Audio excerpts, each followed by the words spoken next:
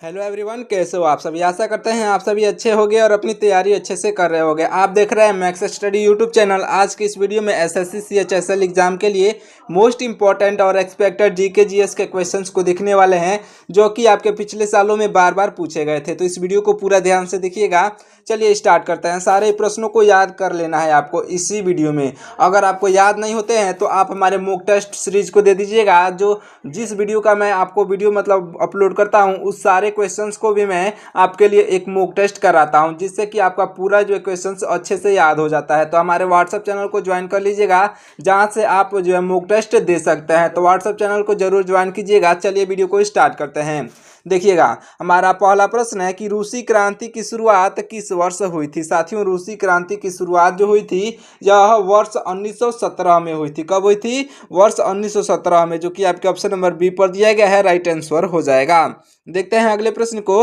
देखिएगा, हमारा अगला प्रश्न है कि union of Soviet socialist Republic कब अस्तित्व में आया था। साथियों देखिए, यह जो वर्ष 1923 में आया था। कब आया था? वर्ष 1923 आपका राइट आंसर हो जाएगा। ऑप्शन नंबर सी पर दिया गया है। देखिएगा, हमारा अगला प्रश्न है कि वैज्ञानिक समाजवाद का सिद्धांत किसने दिया था। राइट आंसर हो जाएंगे आपके ऑप्शन नंबर के बी और सी, यानी कि कार्ल मार्क्स और जो है Friedrich Friedrich Engels Friedrich Engels आपके राइट आंसर होंगे ऑप्शन नंबर बी और सी पर जो दिए गए हैं। चलिए देखिएगा, हमारा अगला प्रश्न है कि चीनी क्रांति का नायक किसे कहा जाता है। साथियों, चीनी क्रांति का नायक सुन यात सेन को कहा जाता है। ऑप्शन नंबर का बी बिल्कुल राइट आंसर हो जाएगा। देखिएगा, हमारा अगला प्रश्न है कि चीन के जनवादी गणराज्य की स्थापना कब हुई थी। देखिए, इसकी स्थापना हुई थी 1949 में। कब हुई थी? 1949 में, यानी कि ऑप्शन नंबर का सी आपका राइट आंसर हो जाएगा। बढ़ते हैं अगले प्रश्न की ओर। देखिएगा, हमारा अगला प्रश्न है कि यूरोप का मरीज किसे कहा जाता है। साथियों, राइट आंसर आपके हो जाएंगे ऑप्शन नंबर का सी, यानी कि तुर्की देश को किसे कहा जाता है। तुर्की आपका बिल्कुल राइट आंसर हो जाएगा, जिसे जो यूरोप का मरीज कहा जाता है। देखिएगा, हमारा अगला प्रश्न है यह जो फासिज्म का जो है जन्मदाता किसे कहा जाता है। साथियों देखिए, फासिज्म का जन्मदाता जो है यह कहे जाते हैं आपके ऑप्शन नंबर का ए, यानी कि मुसोलिनी को कहा जाता है। ऑप्शन नंबर का ए आपके बिल्कुल राइट आंसर हो जाएंगे, इसे याद रखिएगा। देखिएगा, हमारा अगला प्रश्न है कि एक राष्ट्र एक नेता का नारा किस व्यक्ति ने दिया था। एक राष्ट्र एक नेता का नारा जो है यह देने वाले हो जाएगा यह जो ऑप्शन नंबर का आपका ए, यानी कि हिटलर। किसने दिया था? तो हिटलर आपका राइट आंसर हो जाएगा। अच्छे से याद रखिएगा। देखिए, हमारा अगला प्रश्न है कि त्रिगुट, यह जो अगला प्रश्न है कि त्रिगुट का निर्माण निम्नलिखित में से किन देशों ने किया था। राइट आंसर साथियों हो जाएगा ऑप्शन नंबर का ए, यानी कि जर्मनी, इटली और जो है ऑस्ट्रेलिया, हंगरी ने किया था, यानी कि ऑप्शन नंबर का ए आपका बिल्कुल राइट आंसर होगा। इसे अच्छे से याद रखिएगा। देखिएगा, हमारा अगला प्रश्न है कि निम्नलिखित में से कौन सा देश मित्र राष्ट्र में शामिल था। साथियों देखिए, यह देश हो जाएगा आपका ऑप्शन नंबर का डी, यानी कि जो ऑप्शन नंबर डी पर दिया गया है यह दिया गया है ये सभी, यानी कि इंग्लैंड, जापान, अमेरिका, ये तीनों जो है शामिल थे। ऑप्शन नंबर का डी राइट आंसर हो जाएगा। देखिएगा, हमारा अगला प्रश्न है कि फ्रांस की क्रांति की शुरुआत किस वर्ष हुई थी। साथियों, फ्रांस की क्रांति की शुरुआत जो हुई थी यह 1789 में हुई थी। कब हुई थी? तो 1789 आपका राइट आंसर हो जाएगा।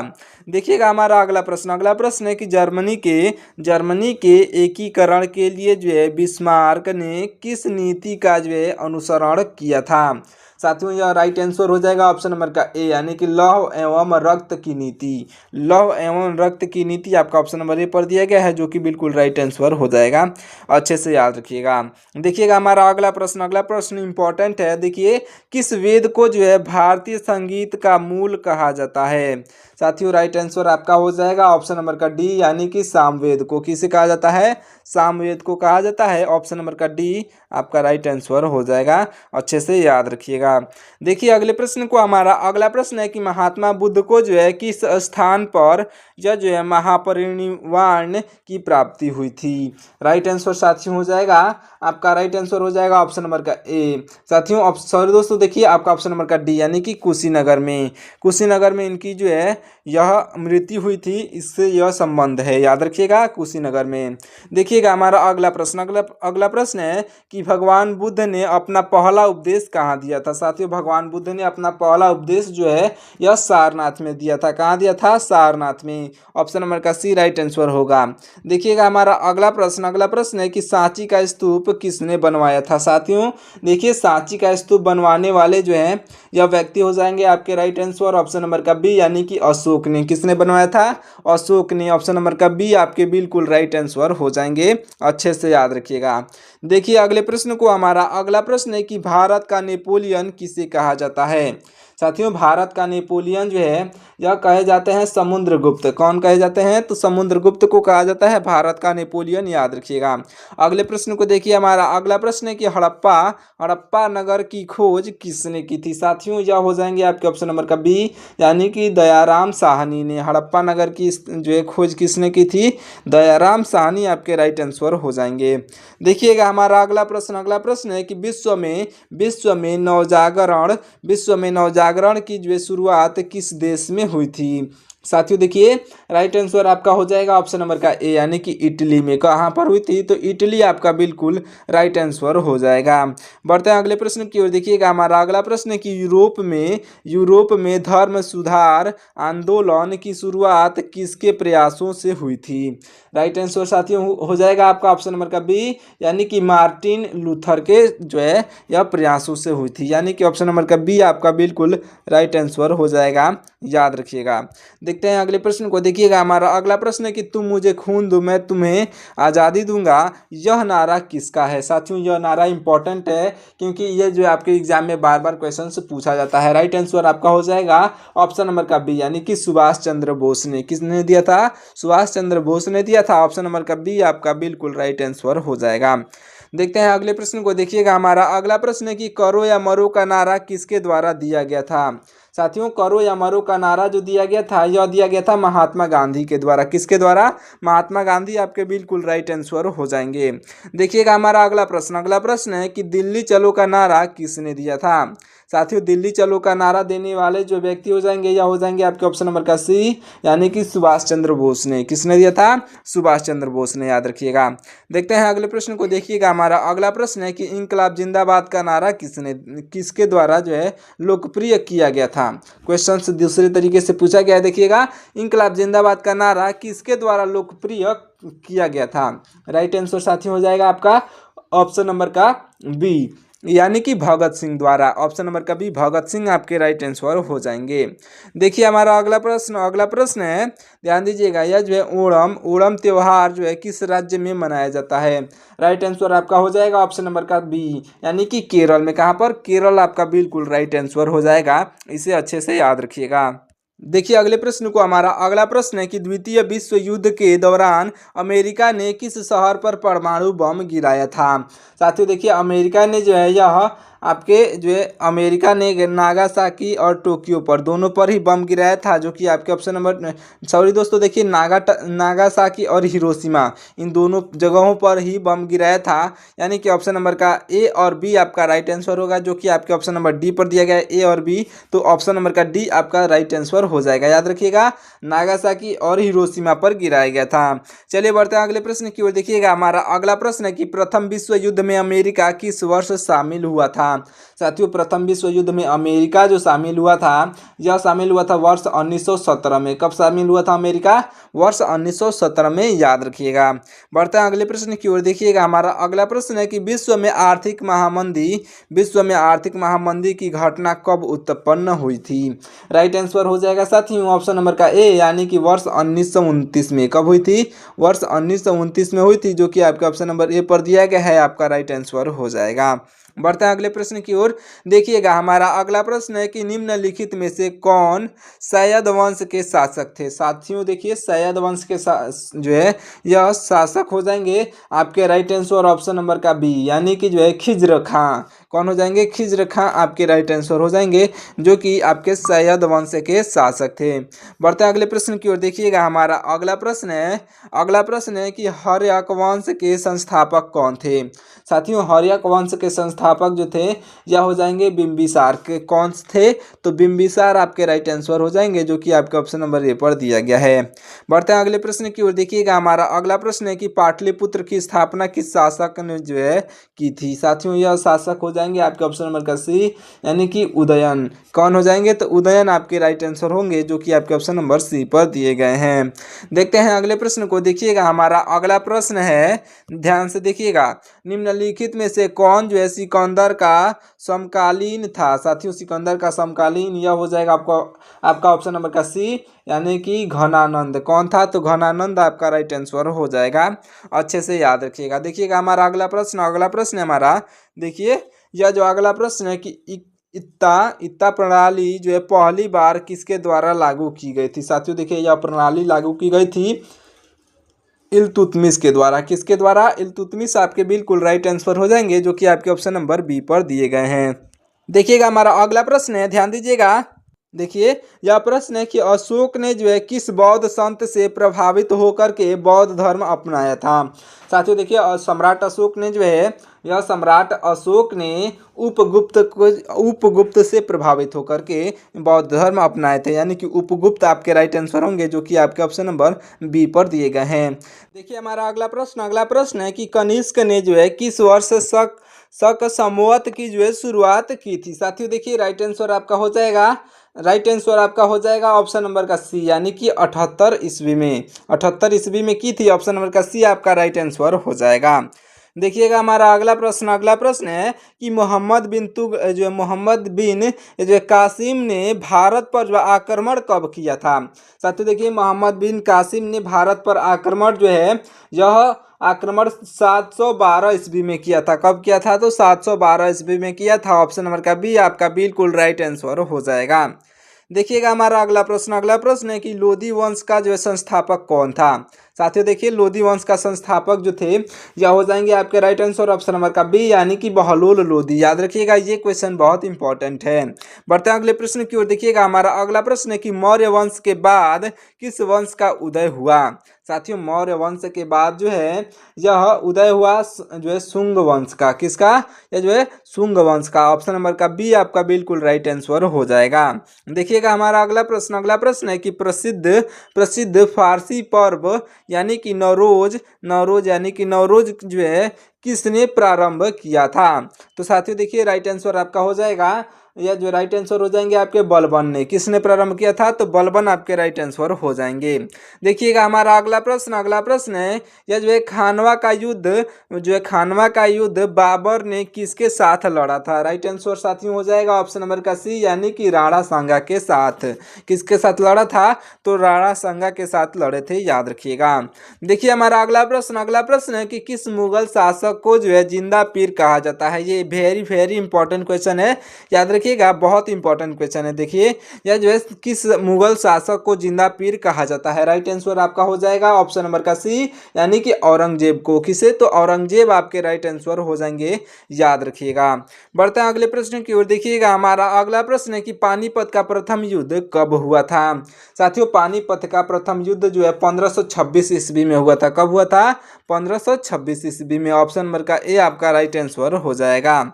देखिएगा हमारा अगला प्रश्न है कि पानीपत का दूसरा युद्ध कब हुआ था? तो साथियों देखिए, दूसरा युद्ध जो हुआ था यह 1556 में हुआ था। दूसरा युद्ध कब हुआ था? तो 1556 में हुआ था। अच्छे से याद रखिएगा। देखिए अगले प्रश्न को, हमारा अगला प्रश्न है कि पानीपत का तीसरा व अंतिम युद्ध कब हुआ था? साथियों देखिए, पानीपत का तीसरा व अंतिम युद्ध जो हुआ था यह हुआ था 1761 में। कब हुआ था? 1761 में, जो कि आपके ऑप्शन नंबर ए पर दिया गया है, राइट आंसर हो जाएगा।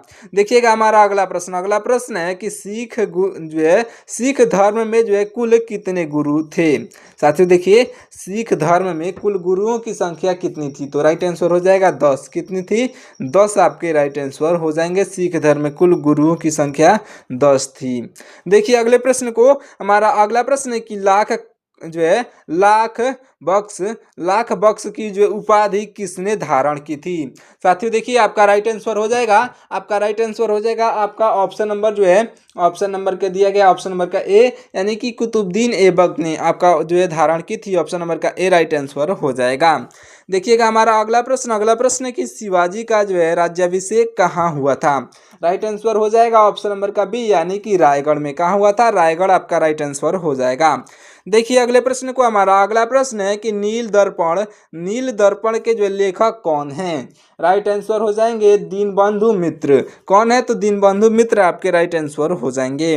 देखिएगा हमारा अगला प्रश्न है, ध्यान दीजिए क्या है प्रश्न, अच्छे से देखिएगा। हमारा अगला प्रश्न है कि मुगल साम्राज्य का जो है संस्थापक कौन था। देखिए मुगल साम्राज्य का संस्थापक जो हैं यह हो जाएंगे आपके राइट आंसर ऑप्शन नंबर का बी, यानी कि बाबर। कौन थे? तो बाबर आपके राइट आंसर हो जाएंगे। अगले प्रश्न को देखिए, हमारा अगला प्रश्न है कि किस मुगल शासक ने जो है आगरा में चित्रशला यानी कि चित्रकारी गैलरी की जो है स्थापना की।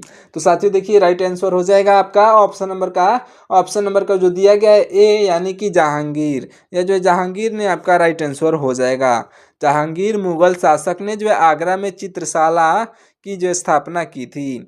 बढ़ते हैं अगले प्रश्न की ओर। देखिएगा हमारा अगला प्रश्न है, ध्यान दीजिए। अगला प्रश्न है कि मोती मस्जिद जो कि आगरा में है, मोती मस्जिद का जो है निर्माण किस शासक ने किया था। राइट आंसर आपका हो जाएगा साथियों ऑप्शन नंबर का बी, यानी कि शाहजहां ने। किसने किया था? तो शाहजहां आपके राइट आंसर हो जाएंगे।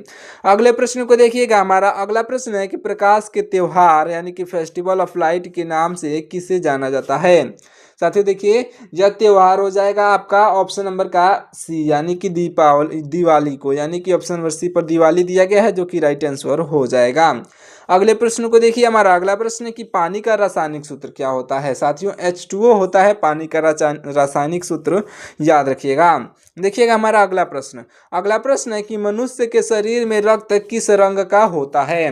देखिए मनुष्य के शरीर में रक्त जो होता है यह होता है साथियों लाल। किस रंग का होता है? तो लाल आपका राइट आंसर हो जाएगा।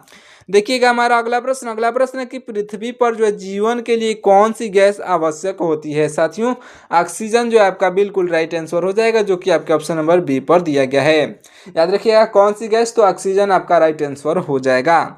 बढ़ते हैं अगले प्रश्न की ओर। देखिएगा हमारा अगला प्रश्न है कि विटामिन डी का मुख्य स्रोत क्या है। साथियों यह जो है सूरज की रोशनी जो है विटामिन डी का मुख्य स्रोत है, याद रखिएगा। देखिए हमारा अगला प्रश्न है कि मनुष्य का हृदय कितने कक्षों का होता है।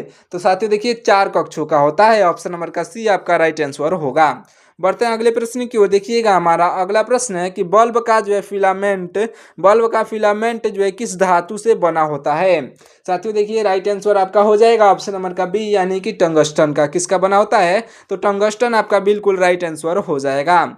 देखिएगा हमारा अगला प्रश्न है कि पृथ्वी के जो है वायुमंडल में जो है सबसे अधिक कौन सी गैस होती है। राइट आंसर हो जाएगा नाइट्रोजन। कौन सी गैस? तो नाइट्रोजन आपका बिल्कुल राइट आंसर हो जाएगा। अच्छे से याद रखिएगा। देखते हैं अगले प्रश्न को। देखिएगा हमारा अगला प्रश्न है कि रक्त का शुद्धिकरण किस अंग के द्वारा होता है। साथियों रक्त का शुद्धिकरण जो होता है गुर्दा के यानी कि किडनी के द्वारा होता है, जिसे हम लोग गुर्दा भी कहते हैं।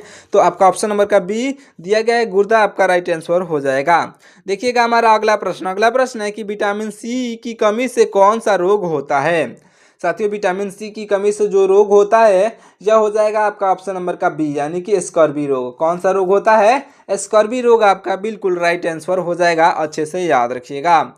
चलिए बढ़ते हैं अगले प्रश्न की ओर। देखिएगा हमारा अगला प्रश्न है, देखिए क्या है प्रश्न, मनुष्य के शरीर में इंसुलिन का निर्माण कौन सा अंग करता है। तो साथियों देखिए यह अंग हो जाएगा आपका अग्न्याशय। कौन सा? अग्न्याशय आपका बिल्कुल राइट आंसर हो जाएगा। अच्छे से याद रखिएगा।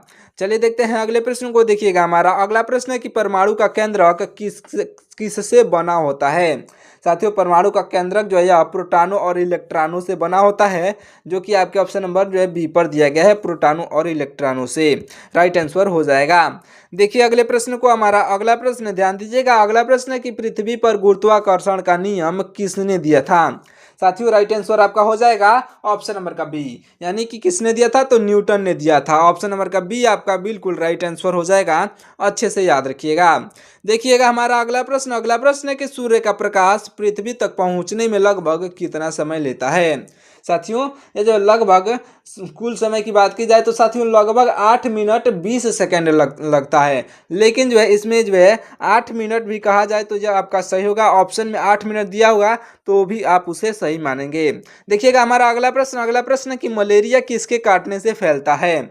साथियों राइट आंसर आपका हो जाएगा ऑप्शन नंबर का बी, यानी कि मादा एनफिलीज मच्छर के काटने से। ऑप्शन नंबर का बी आपका राइट आंसर हो जाएगा। देखिए अगले प्रश्न को, हमारा अगला प्रश्न है कि पृथ्वी का सबसे कठोर पदार्थ कौन सा है। साथियों पृथ्वी का सबसे कठोर पदार्थ हीरा है। कौन सा है, हीरा आपका राइट आंसर हो जाएगा।